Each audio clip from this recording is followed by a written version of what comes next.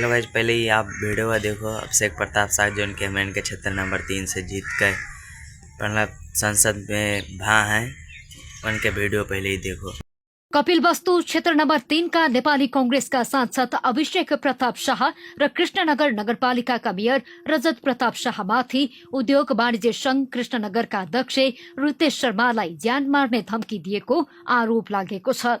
Prime टेलिभिजनलाई प्राप्त भिडियोमा सांसद शाह र मेयर शाह दलबल सहित अध्यक्ष शर्माको घरमा प्रवेश गरेको देखिन्छ।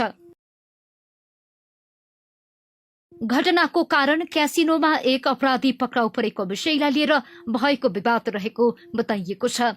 अध्यक्ष शर्मा पक्षका अनुसार सांसद र मेयर सहितको समूहले घरभित्र प्रवेश गरी कोठामा तोडफोड गरेको, अध्यक्ष शर्माको मुखमा रिभल्भर तेर्स्याएर ज्यान मार्ने धम्की दिएको तथा उनकी आमामाथि समेत दुर्व्यवहार गरेको धकलेको आरोप लगाइएको छ। बाँसुरी मैले बजाउँदा तानेर यो पागल हो भन्ने हैन, अनि यो लडाई दिएर मैले सम्हालेको मेरो सुन्दरकाण्ड र ऊ पठाइदिएर के फाइदा? यो सब तानेर हानेर मेरो मोबाइल खोसेर मेरो आमालाई धक्का दिएर के फाइदा?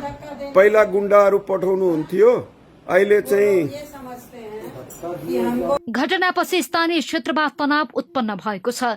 पीड़ित पक्षले घटनाको निष्पक्ष छानबिन गरी संलग्नमाथि कानूनी कार्यवाहीको माग गरेको छ। शर्माले प्रहरीले पनि आफूलाई सुरक्षा नदिएको आरोप लगाएका छन्। यस घटनाको सत्यताबारे प्रहरीले अनुसन्धान अघि बढाएको जनाएको छ।